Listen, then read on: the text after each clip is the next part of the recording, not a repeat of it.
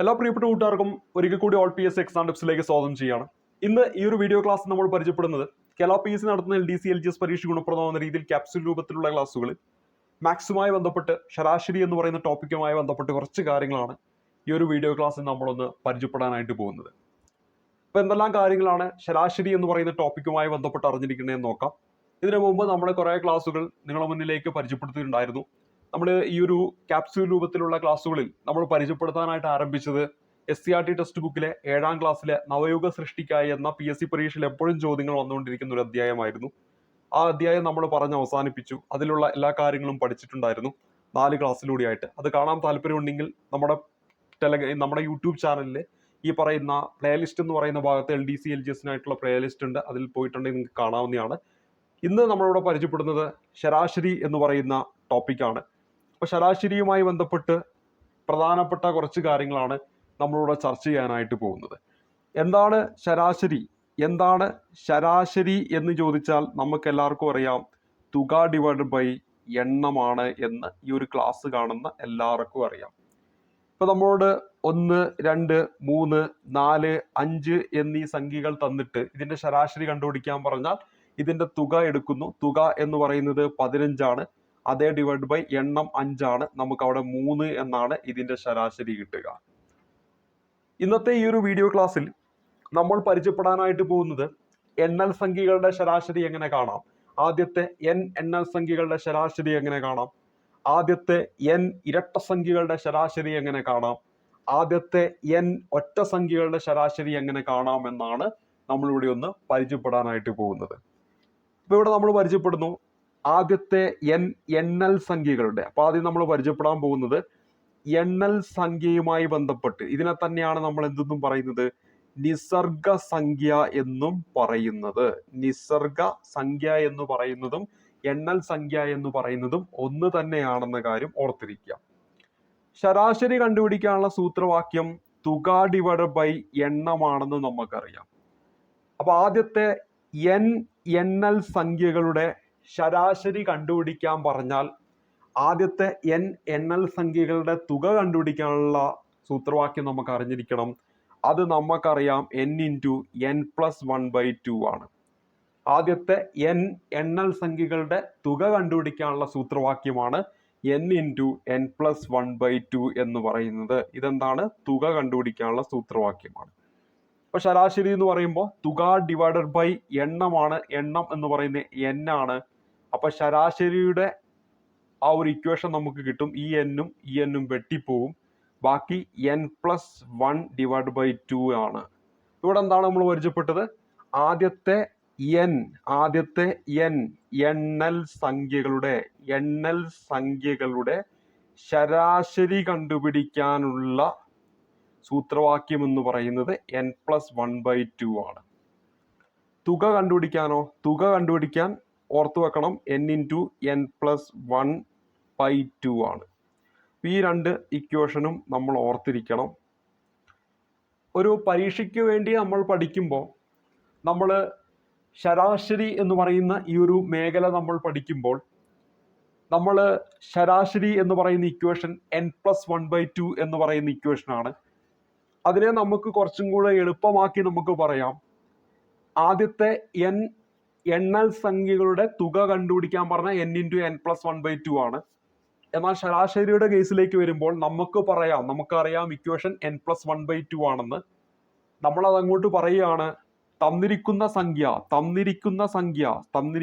സംഖ്യയോട് ഒന്നുകൂട്ടി അതിന്റെ പകുതി എടുത്താൽ നമുക്ക് എന്ത് കിട്ടും? ശരാശരി കിട്ടുമെന്ന് പറയുകയാണ്. അല്ലെങ്കിൽ തന്നിരിക്കുന്ന സംഖ്യയുടെ പകുതി എടുത്ത് അതിനോട് ഒരു 0.5 കൂട്ടിയാൽ മതി എന്ന് നമ്മൾ അങ്ങ് പറയുകയാണ് എളുപ്പത്തിന്. എന്താന്ന് ഇനി നമ്മൾ പ്രോബ്ലംസ് പറയുമ്പോൾ നിങ്ങൾക്ക് മനസ്സിലാവും. ഒന്നാമത്തെ ചോദ്യം ഇതാണ്, ആദ്യത്തെ 50 എണ്ണൽ സംഖ്യകളുടെ ശരാശരി കണ്ടെത്തുക. നമ്മൾ എന്ത് ചെയ്താൽ മതി? n+1/2 എന്ന ഇക്വേഷൻ ഒന്നും ഇടാതെ മനസ്സിൽ തന്നെ പറയുക, 50ന്റെ പകുതി എടുക്കുക 25, അതിനോടൊരു 0.5 കൂട്ടുക, അപ്പൊ നമുക്ക് 25.5 എന്ന് കിട്ടും. ആദ്യത്തെ 40 എണ്ണൽ സംഖ്യയുടെ ശരാശരി കണ്ടുപിടിക്കാൻ പറയാന്ന് വിചാരിക്കുക. അപ്പൊ 50 പകരം എന്താണ് ആദ്യത്തെ 40 എണ്ണൽ സംഖ്യകളുടെ ശരാശരി കണ്ടുപിടിക്കാനാണ് പറഞ്ഞതെങ്കിൽ നിങ്ങൾ എന്ത് ചെയ്താൽ മതി? 40ന്റെ പകുതി 20, അതിനോടൊരു 0.5 കൂട്ടിയാൽ മതി. ഇനി നമ്മളോട് പറയാണ് ആദ്യത്തെ 245 എണ്ണൽ സംഖ്യകളുടെ ശരാശരി കണ്ടുപിടിക്കുക. അപ്പൊ അവിടെ നമുക്ക് 245ന്റെ പകുതി എടുത്ത് ഒരു 0.5 ആഡ് ചെയ്യാം. പക്ഷെ അത് കുറച്ച് ടൈം എടുക്കും. അതിന് പകരമായിട്ട് നമ്മുടെ ഇക്വേഷൻ എന്താണ്? n+1/2 ആണ്. നമ്മൾ മനസ്സിലേക്ക് കൊണ്ടുവരിക. 245നോട് 1 കൂട്ടുക, 246/2 ചെയ്താൽ മതി. അപ്പൊ നമുക്ക് അവിടെ 123 എന്ന് ഉത്തരം കിട്ടും. അപ്പൊ ഈ ഒരു രീതിയിലാണ് എണ്ണൽ സംഖ്യകളുടെ ശരാശരി കണ്ടുപിടിക്കുക. ആദ്യത്തെ n എണ്ണൽ സംഖ്യകളുടെ ശരാശരി കണ്ടുപിടിക്കാനുള്ള ഇക്വേഷൻ നമ്മൾ പഠിച്ച് n+1/2 ആണ്. ഇതോടൊപ്പം തന്നെ PSC എപ്പോഴും ചോദിക്കാറുള്ളതാണ് ആദ്യത്തെ n എണ്ണൽ സംഖ്യകളുടെ തുക കണ്ടുപിടിക്കാനുള്ള ഇക്വേഷൻ n×n+1/2 ആണ്. ഈ രണ്ട് ഇക്വേഷനും വളരെ ഇമ്പോർട്ടൻ്റ് ആണ്. ഇത് തുക കണ്ടുപിടിക്കാനുള്ള ഇക്വേഷൻ, ഇതെന്ന് പറയുന്നത് ശരാശരി കണ്ടുപിടിക്കാനുള്ള ഇക്വേഷൻ. ഇനി നമ്മൾ അടുത്തായിട്ട് പരിചയപ്പെടാൻ പോകുന്നത് ഇരട്ട സംഖ്യകളുമായി ബന്ധപ്പെട്ട കാര്യങ്ങളാണ്. ഇരട്ട സംഖ്യകളുമായി ബന്ധപ്പെട്ട് ആദ്യത്തെ n ഇരട്ട സംഖ്യകളുടെ ശരാശരി എങ്ങനെയാണ് കണ്ടുപിടിക്കുക എന്നാണ് നമ്മളൊന്ന് പഠിക്കാനായിട്ട് പോകുന്നത്. അപ്പൊ ഇരട്ട സംഖ്യകളുടെ തുക കണ്ടുപിടിക്കാനുള്ള സൂത്രവാക്യം n×n+1 എന്നാണ്. ഇത് തുകയാണ്. അങ്ങനെയാണെങ്കിൽ ശരാശരി എന്ന് പറഞ്ഞാൽ തുക ഡിവൈഡ് ബൈ എണ്ണമാണ്. അപ്പൊ n×n+1 ഡിവൈഡ് ബൈ n ആണ്. വെട്ടിപ്പോയി. അപ്പൊ നമുക്ക് അവിടെ n+1 എന്നതാണ് ശരാശരി. അപ്പൊ നമ്മൾ പരിചയപ്പെട്ടത് ഇരട്ട സംഖ്യ അതിൻ്റെ തുക കണ്ടുപിടിക്കാനുള്ള സൂത്രവാക്യം പരിചയപ്പെട്ടു, n×n+1. ശരാശരി കണ്ടുപിടിക്കാനുള്ള സൂത്രവാക്യം പരിചയപ്പെട്ടു, n+1. അപ്പൊ നമുക്ക് ചോദ്യത്തിലേക്ക് വരാം. ശരാശരി എന്ന് പറയുന്ന മേഖലയിൽ ഇരട്ട സംഖ്യകളുടെ തുക കണ്ടുപിടിക്കാൻ പറഞ്ഞാൽ വളരെ സിമ്പിൾ ആയിട്ട് നമുക്ക് അതിൻ്റെ ഉത്തരത്തിലേക്ക് എത്താൻ പറ്റും. n+1 എന്നതാണ് നമ്മുടെ ഇക്വേഷൻ. അപ്പൊ നമ്മളോട് പറയാണ് ആദ്യത്തെ 40 ഇരട്ട സംഖ്യകളുടെ ശരാശരി എത്ര എന്ന് ചോദിച്ചാൽ 40+1 ചെയ്താൽ മതി, 41. ഇനി ഈ 40ന് പകരം ആദ്യത്തെ 50 ഇരട്ട സംഖ്യകളുടെ ശരാശരി കണ്ടുപിടിക്കാൻ പറഞ്ഞാൽ എന്ത് ചെയ്താൽ മതി? 50+1 ചെയ്താൽ മതി. തന്നിരിക്കുന്ന സംഖ്യയോട് 1 കൂട്ടിയാൽ മതി. ആദ്യത്തെ 1000 ഇരട്ട സംഖ്യ എന്ന് പറഞ്ഞാൽ എന്ത് ചെയ്താൽ മതി? തന്നിരിക്കുന്ന സംഖ്യ 1000 ആണ്. 1000ത്തോട് എന്ത് ചെയ്താൽ മതി? 1 കൂട്ടിയാൽ മതി. 1001 എന്നാണ് കിട്ടുക. ആദ്യത്തെ 3000 ഇരട്ട സംഖ്യകളുടെ ശരാശരി കണ്ടുപിടിക്കാൻ പറഞ്ഞാൽ 3000ത്തോട് 1 കൂട്ടിയാൽ മതി. 3001. അപ്പോൾ വളരെ സിമ്പിളായിട്ട് നമുക്ക് ഈ പറഞ്ഞ ഇരട്ട സംഖ്യകളുടെ ശരാശരി ഈ ഒരു രീതിയിൽ ഓർത്ത് വെച്ചാൽ നമുക്കത് സിമ്പിളായിട്ട് കണ്ടെത്താൻ പറ്റും. എന്താണ്? തന്നിരിക്കുന്ന ഇരട്ട സംഖ്യകളുടെ എണ്ണത്തോട് 1 കൂട്ടിയാൽ നമുക്ക് എന്ത് കിട്ടും? ശരാശരി കിട്ടും. ഇവിടെ നമ്മൾ പരിചയപ്പെട്ടു ഇരട്ട സംഖ്യകളുടെ ശരാശരി കണ്ടുപിടിക്കാനുള്ള ചെറിയ ഒരു മെത്തേഡും നമ്മളിവിടെ പരിചയപ്പെട്ടു. ഇനി നമ്മൾ എണ്ണൽ സംഖ്യകളാണ് ആദ്യം പഠിച്ചത്. അതിൽ ഇരട്ട സംഖ്യകൾ നമ്മൾ പഠിച്ചു. ഇരട്ട സംഖ്യ എന്ന് പറഞ്ഞാൽ അറിയില്ലേ? 2, 4, 6, 7, 8, 2, 4, 6, 8 അങ്ങനെ പോകുന്നതാണ് ഇരട്ട സംഖ്യ. അതായത് 2 കൊണ്ട് ഡിവൈഡ് ചെയ്യാൻ പറ്റുന്നതാണ് ഇരട്ട സംഖ്യ. ഇനി നമ്മൾ ഒറ്റ സംഖ്യയാണ്. ഒരു എണ്ണൽ സംഖ്യ എടുക്കുകയാണെങ്കിൽ അതിൽ ഇരട്ട സംഖ്യയുണ്ട്, ഒറ്റ സംഖ്യയുണ്ട്. 2 കൊണ്ട് ഡിവൈഡ് ചെയ്യാൻ പറ്റാത്തതാണ് ഒറ്റ സംഖ്യ. 1, 3, 5, 7 അങ്ങനെ പോകുന്നതാണ് ഒറ്റ സംഖ്യ എന്ന് പറയുന്നത്. ഒറ്റ സംഖ്യയുടെ ശരാശരി കണ്ടുപിടിക്കാൻ വളരെ സിമ്പിളാണ്. ഒറ്റ സംഖ്യയുടെ ശരാശരിയാണ് നമ്മൾ ഇനി കണ്ടുപിടിക്കാൻ പോകുന്നത്. ഒറ്റ സംഖ്യ അതിന്റെ തുക എങ്ങനെയാ കണ്ടുപിടിക്കുക? ആദ്യത്തെ n ഒറ്റ സംഖ്യകളുടെ തുക എന്ന് പറയുമ്പോൾ n² ആണ്. അങ്ങനെയാണെങ്കിൽ ശരാശരി എന്ന് പറയുമ്പോൾ എന്താ? n²/n ആണ്. അതായത് n തന്നെയാണ്. സിമ്പിൾ അല്ലേ? ആദ്യത്തെ 40 ഒറ്റ സംഖ്യകളുടെ ശരാശരി കണ്ടുപിടിക്കാൻ പറഞ്ഞാൽ നിങ്ങൾ അങ്ങോട്ട് പറഞ്ഞേക്കുക 40 തന്നെയാണ്. ആദ്യത്തെ 100 ഒറ്റ സംഖ്യകളുടെ ശരാശരി കണ്ടുപിടിക്കാൻ പറഞ്ഞാൽ എന്ത് തന്നെയാണ്? 100 തന്നെയാണ് ശരാശരി. എന്താണ്? 100 തന്നെയാണ് ശരാശരി. ആദ്യത്തെ 10,000 ഒറ്റ സംഖ്യകളുടെ ശരാശരി കണ്ടുപിടിക്കാൻ പറഞ്ഞാൽ എന്താണ്? ആദ്യത്തെ 10,000 ഒറ്റ സംഖ്യകളുടെ ശരാശരി കണ്ടുപിടിക്കാൻ പറഞ്ഞാൽ ഉത്തരം എന്ത് തന്നെയാണ്? 10,000 തന്നെയാണ്. അപ്പൊ ആദ്യത്തെ n ഒറ്റ സംഖ്യകളുടെ ശരാശരി കണ്ടുപിടിക്കാൻ പറഞ്ഞാൽ n തന്നെയാണ് ഉത്തരമായിട്ട് വരിക. അപ്പൊ നമ്മൾ പറഞ്ഞ കാര്യങ്ങൾ ഒരിക്കൽ കൂടി ഒന്ന് പറയാം. ആദ്യം നമ്മൾ പരിചയപ്പെട്ടത് ശരാശരിയാണ്. ശരാശരി കണ്ടുപിടിക്കാനുള്ള സൂത്രവാക്യം തുക ഡിവൈഡ് ബൈ എണ്ണം എന്നതാണ്. തുടർന്ന് നമ്മൾ പരിചയപ്പെട്ടത് എണ്ണൽ സംഖ്യകളുടെ ശരാശരി കണ്ടുപിടിക്കാനുള്ള സൂത്രവാക്യമാണ്.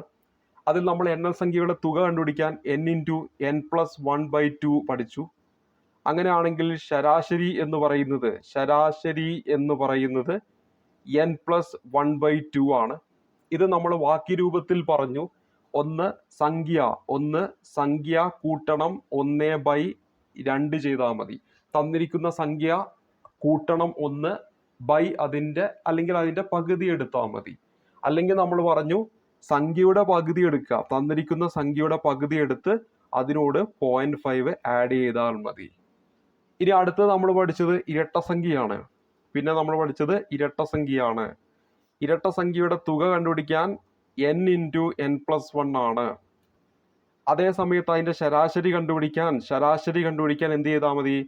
n+1 എന്ന് ചെയ്താൽ മതി. അതായത് നമ്മൾ വാക്യത്തിൽ പറഞ്ഞു തന്നിരിക്കുന്ന സംഖ്യ ഏതാണോ, അതായത് ആദ്യത്തെ 40 ഇരട്ട സംഖ്യ എന്ന് പറഞ്ഞാൽ 40നോട് 1 കൂട്ടിയാൽ മതി, അതിന്റെ ശരാശരി കിട്ടും. ആദ്യത്തെ 50 ഇരട്ട സംഖ്യ എന്ന് പറഞ്ഞാൽ 50നോട് 1 കൂട്ടിയാൽ മതി, അതിന്റെ ശരാശരി കിട്ടും. പിന്നെ നമ്മൾ ഒറ്റ സംഖ്യയാണ് പഠിച്ചത്. ഒറ്റ സംഖ്യ ആദ്യത്തെ n ഒറ്റ സംഖ്യയുടെ തുക എന്ന് പറയുന്നത് n² ആണ്. അപ്പൊ ശരാശരി എന്ന് പറയുമ്പോൾ n ആണ്, അതായത് ആ സംഖ്യ തന്നെയാണ്. ആദ്യത്തെ 50 ഒറ്റ സംഖ്യകളുടെ ശരാശരി കണ്ടുപിടിക്കാൻ പറഞ്ഞാൽ 50 തന്നെ. ആദ്യത്തെ 100 ഒറ്റ സംഖ്യകളുടെ ശരാശരി കണ്ടുപിടിക്കാൻ പറഞ്ഞാൽ 100 തന്നെ. ആദ്യത്തെ 10,000 ഒറ്റ സംഖ്യകളുടെ ശരാശരി കണ്ടുപിടിക്കാൻ പറഞ്ഞാൽ 10,000 തന്നെയാണ്. അപ്പോൾ വളരെ സിമ്പിൾ ആയിട്ട് നമുക്ക് ഈ പറഞ്ഞ രീതിയിലൂടെ പോയിട്ടുണ്ടെങ്കിൽ പരീക്ഷാ ഹാളിൽ ഈ ചോദ്യം ചോദിക്കുമ്പോൾ വളരെ സിമ്പിൾ ആയിട്ട് മനസ്സിലൂടെ തന്നെ അതിന്റെ ഉത്തരത്തിലേക്ക് എത്താനായിട്ട് നമുക്ക് സാധിക്കുന്നതാണ്. പ്രീവിയസ് ആയിട്ട് പരീക്ഷയ്ക്ക് ചോദിച്ച ഒരു ചോദ്യമാണ്. നമ്മൾ ഇത്ര നേരം പരിചയപ്പെട്ട കാര്യങ്ങളൊക്കെ നിങ്ങൾക്ക് അറിയാമെങ്കിൽ, മനസ്സിലായിട്ടുണ്ടെങ്കിൽ ഈ ഒരു ചോദ്യം ജസ്റ്റ് ഒന്ന് വീഡിയോ പസ് ചെയ്ത് വെച്ചിട്ട് ചെയ്തു നോക്കുക, ഉത്തരം കിട്ടുന്നുണ്ടോ എന്ന്. ഉത്തരം കിട്ടിയിട്ടുണ്ടെങ്കിൽ ഇത്ര നേരം പറഞ്ഞ കാര്യങ്ങൾ നിങ്ങൾക്ക് മനസ്സിലായിട്ടുണ്ട്. ചോദ്യം ഇതാണ്: ആദ്യത്തെ 50 എണ്ണൽ സംഖ്യകളിലെ ഇരട്ട സംഖ്യകളുടെ ശരാശരി എന്ത് എന്നാണ് നമ്മുടെ ചോദ്യം. നമ്മൾ പഠിച്ച കാര്യങ്ങൾ ഡയറക്റ്റ് ചോദിക്കുകയല്ല ചെയ്തത്, മറിച്ച് കുറച്ച് വളഞ്ഞ രീതിയിൽ ഒരു ചോദ്യം ചോദിച്ചു. ആദ്യത്തെ 50 എണ്ണൽ സംഖ്യകളിലെ, അതായത് 1 മുതൽ 50 വരെയുള്ള എണ്ണൽ സംഖ്യകളിലെ ഇരട്ട സംഖ്യകളുടെ ശരാശരിയാണ് കണ്ടുപിടിക്കേണ്ടത്. അപ്പൊ നമുക്കറിയാം 1 മുതൽ 50 വരെയുള്ള എണ്ണൽ സംഖ്യയിൽ എന്തെല്ലാം ഉണ്ട്? ഒറ്റ സംഖ്യയുണ്ട്, അതോടൊപ്പം തന്നെ ഇരട്ട സംഖ്യയുമുണ്ട്. ഒറ്റ സംഖ്യയുണ്ട്, ഇരട്ട സംഖ്യയുണ്ട്. അപ്പൊ ഈ 50 ആണ് ഇവിടെ നൽകിയിരിക്കുന്നത്. അപ്പൊ 50ന്റെ പകുതി, അതായത് 25 ഇരട്ട സംഖ്യകളാണ് ഉള്ളത്. 1 മുതൽ 50 വരെ എടുക്കുകയാണെങ്കിൽ 50ന്റെ പകുതി, അതായത് 25 ഇരട്ട സംഖ്യകളാണുള്ളത്. അപ്പൊ നമ്മൾ പഠിച്ച രീതിയിലേക്ക് പോവുകയാണെങ്കിൽ ശരിക്കും ഈ ചോദ്യം എന്താണ് ഉദ്ദേശിച്ചത്? ആദ്യത്തെ 25 ഇരട്ട സംഖ്യകളുടെ ശരാശരി കണ്ടുപിടിക്കാനാണ് ഉദ്ദേശിച്ചത്. ആദ്യത്തെ n ഇരട്ട സംഖ്യകളുടെ ശരാശരി കണ്ടുപിടിക്കാൻ പറഞ്ഞാൽ n-നോട് 1 കൂട്ടുക. ആദ്യത്തെ 25 എന്ന് പറയുമ്പോൾ 25നോട് 1 കൂട്ടുക. 26 ആണ് ഉത്തരമായിട്ട് വരിക.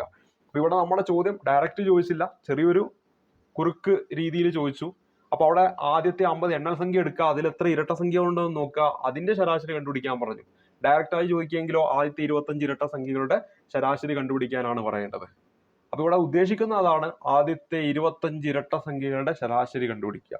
നമ്മൾ എന്ത് ചെയ്താൽ മതി? 25നോട് 1 കൂട്ടിയാൽ മതി, ശരാശരി 26 കിട്ടും എന്ന് അറിയുകയാണെങ്കിൽ സിമ്പിൾ ആയിട്ട് നമുക്ക് അതിന്റെ ഉത്തരം മനസ്സിലൂടെ തന്നെ എത്താൻ പറ്റും. ഇവിടെ നമ്മൾ ഉത്തരം എന്താണ്? 26 എന്നാണ് ഉത്തരമായിട്ട് വരേണ്ടത്. തൊട്ടു മുമ്പ് ചോദിച്ച അതേപോലത്തെ ഒരു ചോദ്യമാണ്, പക്ഷെ ഇവിടെ ചെറിയൊരു വ്യത്യാസമുണ്ട്. നോക്കുക, ആദ്യത്തെ 81 എണ്ണൽ സംഖ്യകളിലെ ഇരട്ട സംഖ്യയുടെ ശരാശരി എന്തെന്നാണ് നമ്മുടെ ചോദ്യം. തൊട്ടു മുമ്പ് എന്താണ്? ആദ്യത്തെ 50 എണ്ണൽ സംഖ്യകളിലെ ഇരട്ട സംഖ്യയുടെ ശരാശരി എന്തെന്നാണ്. രണ്ട് ചോദ്യം ഏകദേശം ഒരേപോലെയാണ്. ചെറിയൊരു വ്യത്യാസം എന്ന് പറയുന്നത്, ഈ 50 എന്ന് പറയുന്ന ഒരു ഇരട്ട സംഖ്യയാണ്. 81 എന്ന് പറയുന്ന ഈ ചോദ്യത്തിലെ ആ നമ്പർ ഒരു ഒറ്റ സംഖ്യയാണ്. തൊട്ടു മുമ്പ് ഞാൻ പറഞ്ഞിരുന്നു 50ന്റെ പകുതി എടുത്ത് 25 ആക്കിയാൽ ആ 25 ഇരട്ട സംഖ്യകളുടെ എണ്ണമെന്ന് ഞാൻ പറഞ്ഞിരുന്നു. പക്ഷെ ഇവിടെ 81ന്റെ പകുതി നമുക്ക് എടുക്കാൻ പറ്റത്തില്ല. അപ്പൊ ഇരട്ട സംഖ്യകളുടെ എണ്ണം നമുക്ക് കണ്ടുപിടിക്കണം. അതിന് എന്ത് ചെയ്താൽ മതി? 1 മുതൽ 81 വരെ എത്ര ഇരട്ട സംഖ്യകളാണോ ഉള്ളത് അത്രയും ഇരട്ട സംഖ്യകളാണ് 1 മുതൽ 80 വരെയും ഉണ്ടാകുക. കാരണം 80ന്റെയും 81ന്റെ ഇടയിൽ ഇനിയും ഇരട്ട സംഖ്യ ഇല്ലല്ലോ. അവസാനത്തെ ഇരട്ട സംഖ്യ 80 ആണ്. അപ്പൊ 80ന്റെ പകുതി എടുത്താൽ മതി. അപ്പൊ നമുക്ക് അവിടെ 80ന്റെ പകുതി എടുക്കുമ്പോൾ 40 എന്ന് കിട്ടും. അപ്പം നമുക്ക് പറയാൻ പറ്റണം ആദ്യത്തെ 1 മുതൽ 81 വരെയുള്ള എണ്ണൽ സംഖ്യ എടുത്താൽ എത്ര ഇരട്ട സംഖ്യ ഉണ്ടോ? 40 ഇരട്ട സംഖ്യയുണ്ട്. യഥാർത്ഥത്തിൽ ചോദ്യം എന്തുവാണ് ഉദ്ദേശിച്ചത്? ആദ്യത്തെ 40 ഇരട്ട സംഖ്യകളുടെ തുക കണ്ടുപിടിക്കുക. അപ്പൊ നമ്മൾ മനസ്സിലാക്കി, നമ്മൾ പെട്ടെന്ന് എങ്ങോട്ട് പോയി? ആദ്യത്തെ 40 ഇരട്ട സംഖ്യകളുടെ ശരാശരി കണ്ടുപിടിക്കാനുള്ള ആ ഒരു സിമ്പിൾ മെത്തേഡിലേക്ക് പോയി. അങ്ങോട്ട് കൂട്ടി 41 എന്ന് കിട്ടി. നമ്മുടെ ഉത്തരം എന്താണ്? 41. ആദ്യത്തെ 40 ഇരട്ട സംഖ്യകളുടെ ശരാശരി കണ്ടുപിടിക്കാനുള്ള ഇക്വേഷൻ എന്താണ്? 40 + 1 41. അപ്പൊ ഇത്രയും കാര്യങ്ങളാണ് ഇന്നത്തെ ഈ ഒരു ചെറിയ ക്ലാസ്സിൽ നമ്മൾ പറയാനായിട്ട് ഉദ്ദേശിച്ചത്. അപ്പൊ ശരാശരി എന്ന് പറയുന്ന ടോപ്പിക്കിൽ ഇനിയും കുറെ ടൈപ്പ് ചോദ്യങ്ങളുണ്ട്. അത് നമുക്ക് അടുത്ത ക്ലാസ്സിലൂടെയൊക്കെ ആയിട്ട് നമുക്ക് പരിചയപ്പെടാം. അപ്പൊ ഇത്തരത്തില് നമ്മളിവിടെ ഇന്നിവിടെ പരിചയപ്പെട്ട ഈ ഒരു മേഖലയുമായി ബന്ധപ്പെട്ട് നിങ്ങളുടെ കൈവശം ഗൈഡ് ഒക്കെ ഉണ്ടെങ്കിൽ ആ ഗൈഡുകളിൽ പോയിട്ട് ഇതേ പാറ്റേണിലുള്ള ചോദ്യങ്ങൾ ഉണ്ടായിരിക്കും. ആ ചോദ്യങ്ങൾ ഒന്ന് ഈ പറഞ്ഞ രീതിയിലൊക്കെ ഒന്ന് ചെയ്തു നോക്കുക. ഇതേപോലുള്ള ചോദ്യങ്ങൾ ഇനി പ്രീവിയസ് ക്വസ്റ്റ്യൻ പേപ്പർ ഒക്കെ നോക്കുന്ന സമയത്തോ അല്ലെങ്കിൽ മറ്റെവിടെന്നെങ്കിലും ഒക്കെ കിട്ടുന്നുണ്ടെങ്കിൽ ആ സമയത്ത് നമ്മളിപ്പോൾ പരിചയപ്പെട്ട ഈ ടൈപ്പ് ഉണ്ടല്ലോ, ഇത്തരത്തിലുള്ള ചോദ്യങ്ങളൊക്കെ ലഭിക്കുകയാണെങ്കിൽ ഈ പറഞ്ഞ രീതിയിലൊന്ന് ചെയ്തു നോക്കാം. വളരെ സിമ്പിൾ ആയിട്ടുള്ള ഒരു മെത്തേഡാണ്. നമ്മൾ ആ ഇക്വേഷൻസ് ആണ് ആദ്യം പഠിച്ചു വെക്കേണ്ടത്. എന്നിട്ട് നമുക്ക് പരീക്ഷ ഹാളിൽ വളരെ വേഗത്തിൽ അതിൻ്റെ ഉത്തരത്തിലേക്ക് എത്തുന്ന രീതിയിൽ ഒരു സെന്റൻസ് രൂപത്തിൽ നമ്മളത് മനസ്സിൻ്റെ ഉള്ളിലേക്ക് കൊണ്ടുവരികയാണ് ചെയ്തത്. അപ്പോൾ ഇതൊന്നും അറിയില്ലെങ്കിൽ, ആ സെന്റൻസ് രൂപത്തിലൊന്നും ആക്കാൻ അറിയില്ലെങ്കിൽ നിങ്ങൾ എന്ത് ചെയ്താൽ മതി? ആ ഇക്വേഷൻ മാത്രം പഠിച്ചു വെച്ചാൽ മതി. ഇപ്പൊ എണ്ണൽ സംഖ്യയുടെ ശരാശരി ആണെങ്കിൽ നമ്മൾ എന്താ ചെയ്ത് n+1/2 ആണ്. ഇരട്ട സംഖ്യ ആണെങ്കിൽ n+1 ആണ്. ഇനി ഒറ്റ സംഖ്യ ആണെങ്കിൽ n ആണ്. ആ രീതിയിൽ പഠിച്ചു വെച്ചാൽ മതി. ഇങ്ങനെ ഈ പറഞ്ഞ വാക്യരൂപത്തിലേക്കൊക്കെ മാറ്റിയിട്ട് വളരെ വേഗത്തിൽ ചെയ്യാൻ പറ്റില്ലെങ്കിൽ ഇക്വേഷൻ പഠിച്ചു വെക്കുക. നമ്മുടെ ലക്ഷ്യം എന്ന് പറയുന്നത് എന്താണ്? ഉത്തരം കണ്ടെത്തുക എന്നതാണ്. അപ്പൊ ഇന്നത്തെ ക്ലാസ് ഇവിടെ വെച്ച് അവസാനിപ്പിക്കുകയാണ്. തീർച്ചയായിട്ടും ഗുണപ്രദമായിരിക്കും എന്നാണ് വിശ്വസിക്കുന്നത്. അപ്പൊ ക്ലാസ്സുകളൊക്കെ ഇഷ്ടപ്പെട്ടൊന്ന് ലൈക്ക് ചെയ്യുക, ഷെയർ ചെയ്യുക, ഒപ്പം നിങ്ങളുടെ വിലയേറിയ അഭിപ്രായങ്ങളൊക്കെ ഒന്ന് നൽകുക. അപ്പൊ ഈ ക്ലാസ് ഇവിടെ വെച്ച് അവസാനിപ്പിക്കുന്നു. ഇത്തരത്തിലുള്ള അറിവുകളായിട്ട് വരാൻ പോകുന്ന LDC LGS പരീക്ഷയ്ക്ക് വേണ്ടി നമുക്ക് വീണ്ടും കണ്ടുമുട്ടാം. ഒപ്പം നല്ല രീതിയിൽ പഠിക്കുക. നല്ല രീതിയിൽ പഠിച്ചെങ്കിലേ ജോലി നിങ്ങളുടെ മുന്നിലേക്ക് എത്തുകയുള്ളൂ. അപ്പൊ അതുവരേക്കും നന്ദി, നമസ്കാരം.